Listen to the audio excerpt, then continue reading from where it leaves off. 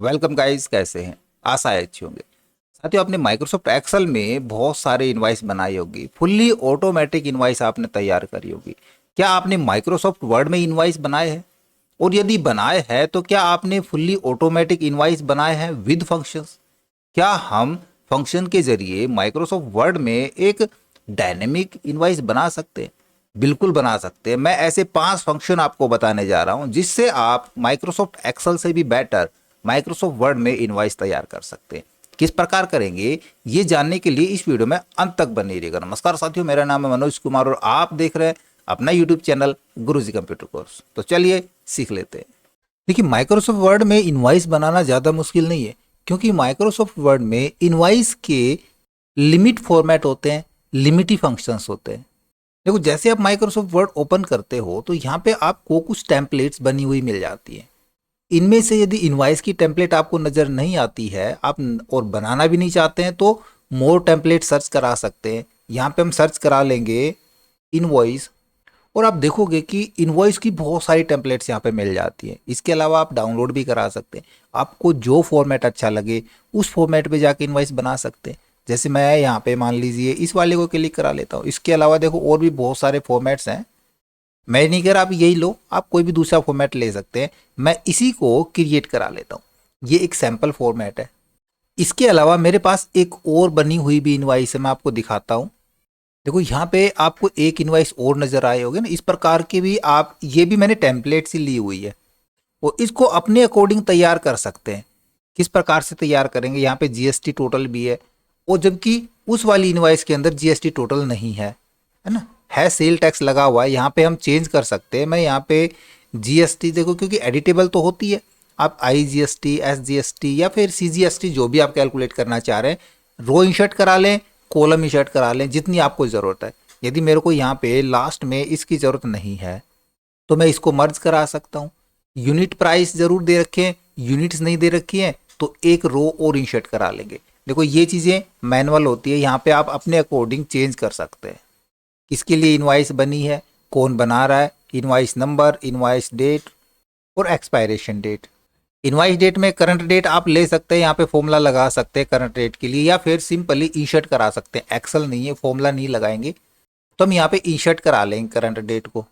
इस चीज़ के लिए इंसर्ट में जाएंगे और यहाँ पे आपको मिल जाएगा इंसर्ट के अंदर, देखो यहाँ पे डेट और टाइम के लिए ना, यहाँ से हम डेट का फॉर्मेट ले सकते हैं, टाइम का फॉर्मेट ले सकते हैं, और इसको ऑटो अपडेट पे क्लिक करा के ओके करा लेंगे तो ये डेट हमारी कंप्लीटली, देखो मैं यहाँ पे चेंज करा लेता हूँ, आज की करंट डेट उठाएगा और ये ऑटो अपडेट होती है। इसको बार बार आपको चेंज करने की जरूरत नहीं है, पर डे अपने आप अपडेट हो जाएगी ये। बाकी सारी डिटेल आप यहाँ पे चेंज कर सकते हैं। अब इधर हम कुछ एडिट करना चाहें, भाई मुझे यहाँ पे एक कॉलम और लेना है तो मैं यहाँ एक कॉलम इसके लेफ्ट में ले लेता हूँ। इधर मैं हेडिंग डाल देता हूँ यूनिट्स, कितनी यूनिट्स यहाँ पे लेनी है। फॉर्मेट ये वाला ही उठा लेंगे। अब थोड़ा सा फॉर्मेट चेंज करा लेते हैं। मैं यहाँ पे इनको तो करा देता हूँ मार्जिन सेंटर, और इधर लिखा देता हूँ टोटल। यहाँ पे हमको चाहिए ऑल ओवर, यानी कि कितनी यूनिट्स, पर यूनिट्स को नहीं कराना हमने, तो प्राइस यूनिट्स को टोटल कराना था कितना था, तो मर्ज यहाँ पे नहीं करेंगे हम ये इतना मर्ज करा लेंगे। यहाँ पे लिख देंगे टोटल को। अब ये आप सेंटर से अलाइन कर सकते हैं या इधर ले सकते हैं। मैं इसको राइट से अलाइन करा देता हूँ और इस पूरी रो को बोल्ड करा देता हूँ तो ये थोड़ा सा अच्छा दिखेगा। अब आती है फॉर्मूले की बात। देखो, यहाँ मैं फॉर्मूला लगाना चाहूँगा, इधर यहाँ से इसको डिलीट करा देता हूँ। ये भी हमको डिलीट कराना है क्योंकि कोई अमाउंट नहीं डालनी है, तो ये मैं कंप्लीटली डिलीट करा देता हूँ।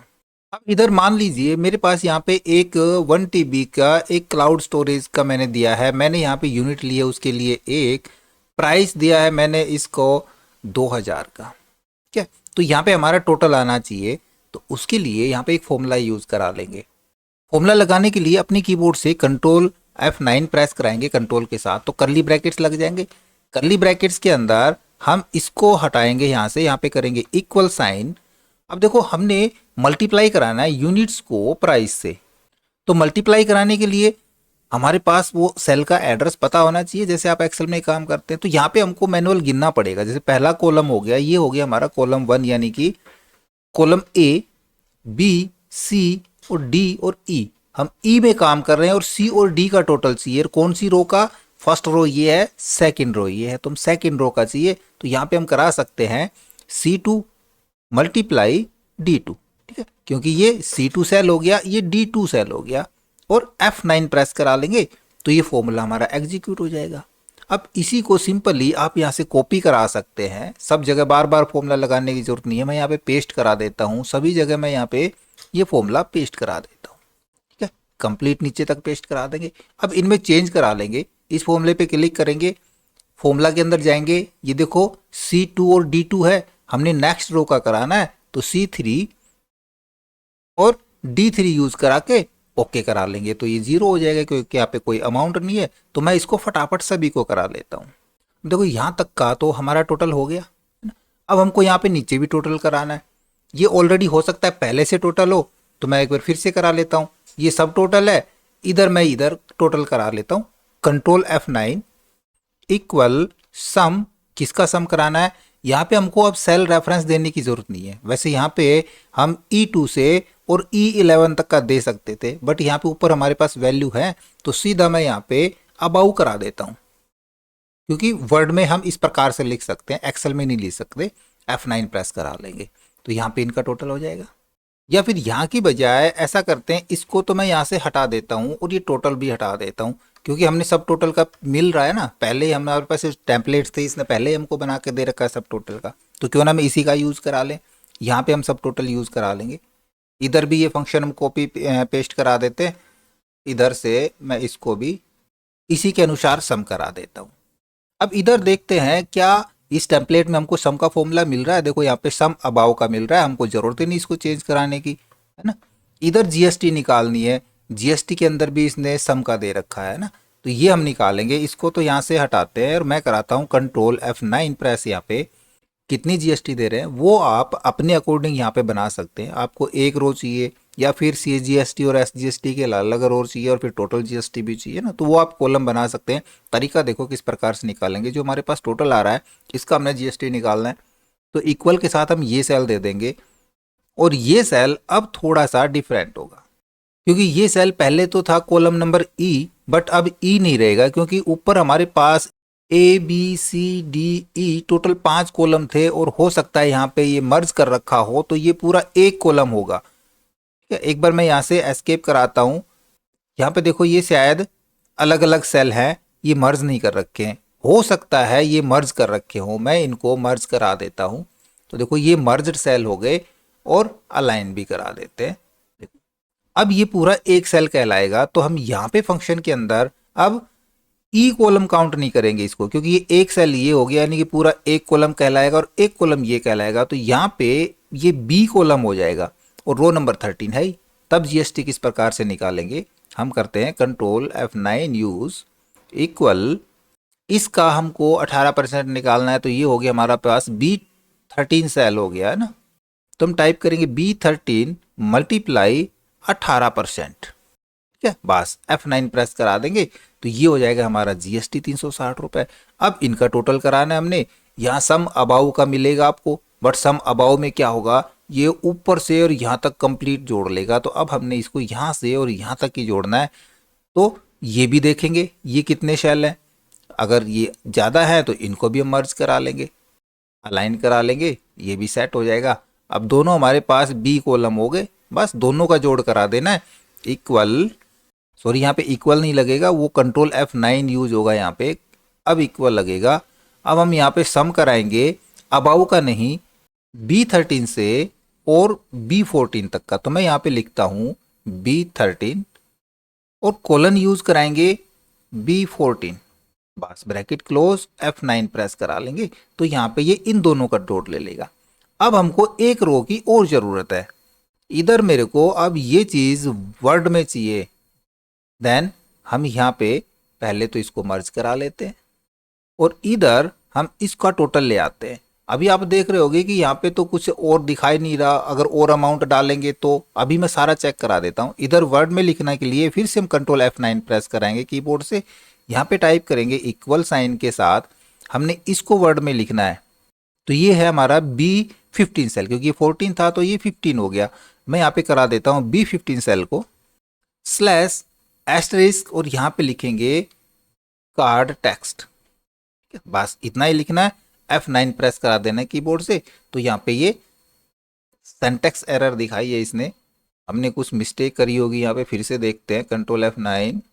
हमने सिंटैक्स एरर किया है, मैं इसको हटा देता हूँ, कंप्लीट डिलीट करा देता हूँ और फिर से कंट्रोल F9 प्रेस करा के इक्वल, ये था हमारा B15 और हमने यहाँ पे शायद स्लैश की करी थी, हम बैक स्लैश यहाँ पे यूज कराएंगे ना। अब लिखेंगे कार्ड टेक्स्ट और F9 प्रेस करा लेंगे। देखो अब ठीक है, क्योंकि अभी यहाँ पे 0 दिखा रहा है, तो 0 का मतलब हमने रो गलत ली होगी। ये रो नंबर 1 2 3 4 5 6 7 8 9 10 11 12 13 14 15, रो नंबर तो 15 ही है, दिखाना तो चाहिए यहाँ पे अमाउंट है हमारी, रो तो सही है। इसका मतलब यहाँ पे देखो ये बी सेल नहीं है, यहाँ भी हमारे पास एक सेल ये अलग है, ये अलग है, ये अलग है, तो ये हो गया ए बी, बी तो ये हो गया सी, और ये डी है ना, ये हमने चेंज करना पड़ेगा। यस है ना, यहाँ पे हाइड कर रखे हैं, यहाँ पे 4 कॉलम है, तो फिर से कराते हैं कंट्रोल F9 इक्वल के साथ D15 यूज करेंगे। अब यहाँ पे 4 कॉलम है बस, ठीक है, बैक स्लैश एस्टरिस्क और कार्ड टेक्स्ट और F9 प्रेस करा लेंगे। अब यहाँ पे दिखा रहा है इसका अमाउंट बिल्कुल सही से 2360। अब थोड़ा सा हम डेटा एंट्री करा के देखते हैं। यहाँ पे मैंने एक आइटम और जोड़ना है, 2 नंबर पे जोड़ता हूँ मैं रैम को, और हमने 4 रैम यहाँ पे डाल देते हैं 550 के अकॉर्डिंग। तो आप देखोगे यहाँ पे तो कुछ भी नहीं आया है ना, यहाँ भी चेंज नहीं हुआ।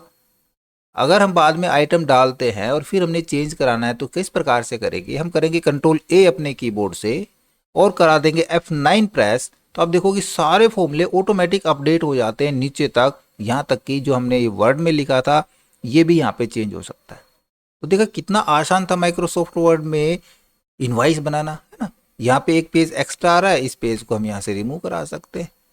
अब जब भी आप इस इनवॉइस का यूज करोगे, ओनली आपने यहाँ पे डिटेल डालनी है, कस्टमर के नाम लिखना है और अमाउंट चेंज करनी है, बस। फॉर्मूला आपने कोई अपडेट करने की जरूरत नहीं पड़ती, ये ऑटोमेटिक अपडेट होता है।